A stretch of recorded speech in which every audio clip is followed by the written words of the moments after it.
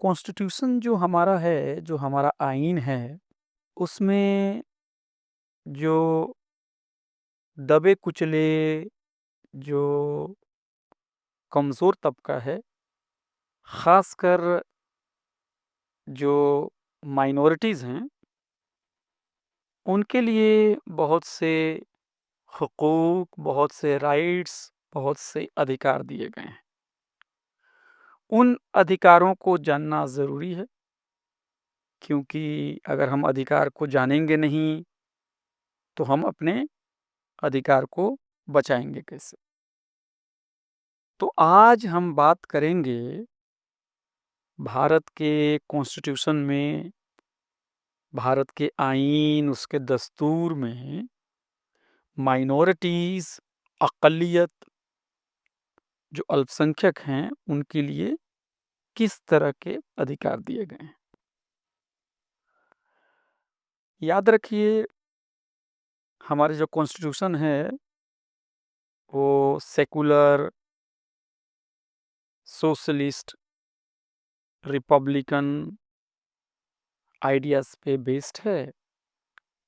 धर्म के मामले में रियासत जो है, राज्य जो है, वो किसी के साथ भेदभाव नहीं कर सकता है। ये बातें आईन के अंदर में हैं। तो आइए कुछ जो मेजर कॉन्स्टिट्यूशनल सेफगार्ड्स हैं माइनॉरिटीज़ के लिए, उस पे एक सरसरी तौर पे बात कर लें। आर्टिकल 14 जो है, 14 जो है, वो इक्वालिटी बिफोर लॉ की बात करता है। यानी कानून के सामने सब लोग बराबर हैं और स्टेट जो है, वो किसी भी फ़र्द को, किसी भी इंसान को कानून के सामने उसे छोटा और बड़ा नहीं समझ सकता है। उसको कानून के सामने सबको बराबरी देनी होगी। ऐसा नहीं है कि आप ज़ात, धर्म, मज़हब, इलाका देख के अलग-अलग तरह के कानून बनाएँगे। सबको इंसाफ़ मिलना चाहिए और इसका तकाज़ा है कि सबके लिए कानून बराबर होने चाहिए। तो हिंदुस्तान में भी सबके लिए कानून बराबर है ना? सब लोगों के लिए कानून बराबर है। इसमें ऐसा नहीं होगा कि एक मज़हब के लोगों के लिए एक तरह का कानून होगा और दूसरे मज़हब के लोगों के लिए दूसरे तरह का कानून होगा। तो ये आर्टिकल 14 जो है, दफ़ा 14, ये बहुत अहम है, जो कि इक्वालिटी बिफोर लॉ के बारे में है। आर्टिकल 15 भी बहुत अहम है, जो कि कहता है कि धर्म के आधार पे रेस, नस्ल, कास्ट, ज़ात-पात, सेक्स, जिन्स, लिंग और प्लेस ऑफ बर्थ की बुनियाद पे किसी के साथ भेदभाव नहीं किया जा सकता है।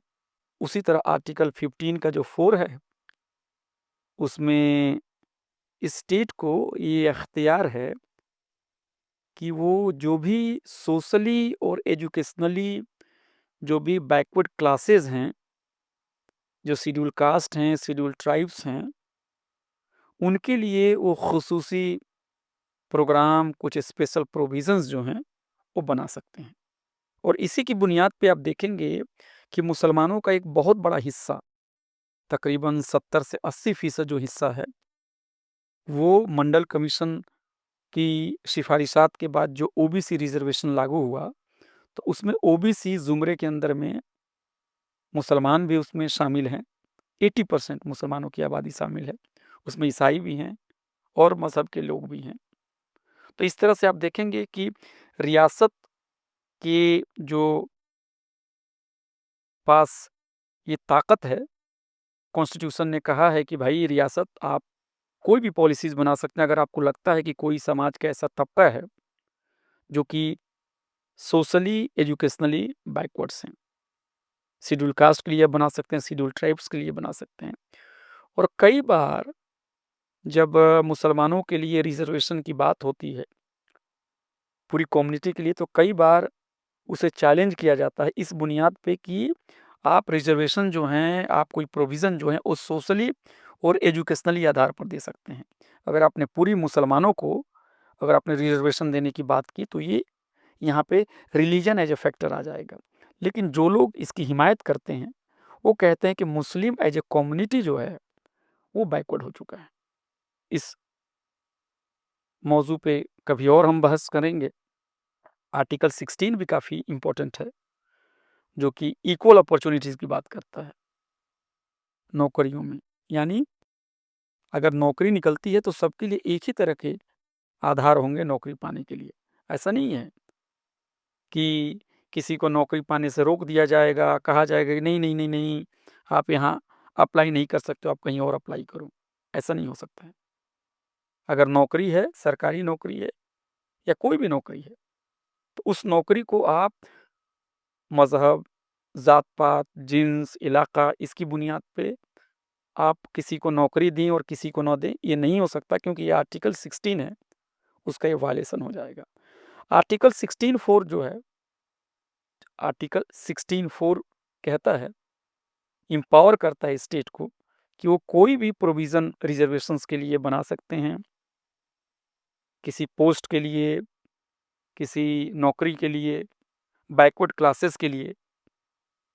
और जब रियासत को लग जाए कि बैकवर्ड क्लासेस के लोग जो हैं रिप्रेजेंटेड नहीं हैं नौकरियों में, तो सरकार उनके लिए प्रोविज़न्स बना सकती है। और आप देखेंगे कि बैकवर्ड कमीशंस के लिए भी जो प्रोविज़न बनी थी, उसका भी आधार आर्टिकल 16(4) था।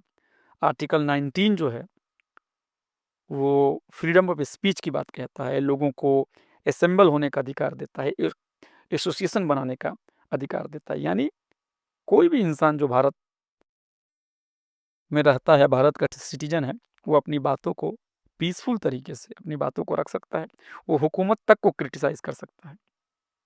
वो एक अपना एसोसिएशन माने अपना एक इदारा बना सकता है, कोई संगठन बना सकता है, कोई तंज़ीम बना सकता है और कहीं पर भी वो इकट्ठा हो सकता है, कहीं पे इकट्ठा होके बातचीत कर सकता है, कोई आंदोलन कर सकता है। लेकिन जब तक वो आंदोलन पीसफुल है, तब तक आप उसको गैर कानूनी तौर पे आप उसको साबित नहीं कर सकते हैं। लेकिन होता क्या है कि कई बार पॉलिटिकल पर्पस के लिए भी जब सरकार की तनकीद होती है, तो कई बार जो एक्टिविस्ट हैं उनको परेशान किया जाता है और कहीं न कहीं अगर उनको गलत तरीके से परेशान किया जा रहा है, तो ये भी आर्टिकल जो 19 है, उसका वायलेशन है। आर्टिकल 21 जो प्रोटेक्शन ऑफ लाइफ और पर्सनल लिबर्टी की बात करता है, जीने का अधिकार सबको है ना? आप किसी के जीने के अधिकार को नहीं छीन सकते हैं और ये सबके लिए है, तमाम लोगों के लिए, तमाम मज़ाहिब के लोगों के लिए है। आर्टिकल 22 कहता है कि protections against arrest and detention in certain cases. तो आपकी जो पर्सनल लिबर्टी है उसका हमला नहीं किया जा सकता है।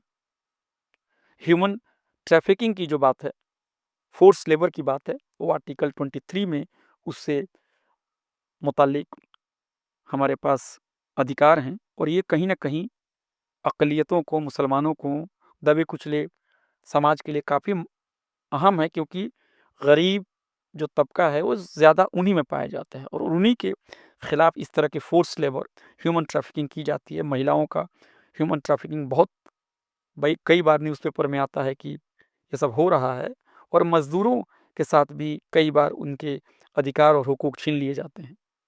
आर्टिकल 25 जो है, वो भी बहुत इम्पोर्टेंट है माइनॉरिटीज़ के लिए, क्योंकि इसमें freedom of conscience, free profession, practice, propagation of religion की बात है। यानी धर्म के मामले में आज़ादी है। आप किसी धर्म को मान सकते हैं, किसी धर्म को नहीं मान सकते हैं, किसी धर्म को आप प्रोपेगेट कर सकते हैं, है ना? धर्म की बातचीत करने के लिए, धर्म को फैलाने के लिए जब तक कि वो शांतिपूर्ण है, तब तक आप किसी को रोक नहीं सकते हैं। उसी तरह से आर्टिकल 26 है, वो रिलीजियस अफेयर्स को मैनेज करने का अधिकार देता है। उसी तरह से आर्टिकल 27 जो है, freedom as to payment of taxes for promotion of any particular religion. Article 28 जो है, वो freedom as to attendance at religious instruction और religious worship in certain educational institution. Article 29 जो है, वो protection of interest of minority, religion, race, caste, language, इसके बारे में बात करता है। उसी तरह से आर्टिकल 30 जो है वो माइनॉरिटीज़ के जो अधिकार हैं वो उनको देता है कि वो कोई भी एजुकेशनल इंस्टीट्यूट को एडमिनिस्टर कर सकते हैं, एस्टैब्लिश कर सकते हैं। आर्टिकल 35 लेजिस्लेशन जो है वो है आपको legislation to give effect to the provisions of the fundamental rights. Fundamental rights से संबंधित ये आर्टिकल है। Article 38 state to secure social order for the promotion of welfare of the people. लोगों की बहबूद और फलाह के लिए ये आर्टिकल है। Article 46 promotion of educational and economic interest of the other weaker sections. जो कमज़ोर तबका है उनके तालीमी, उनके इकोनॉमिक जो मफादात हैं उनको पूरा करने के लिए, उनको फ़रोग़ देने के लिए ये जो है ये आर्टिकल बहुत ही हेल्पफुल है। Article 347 special provisions related to language spoken by a section of the population of the state.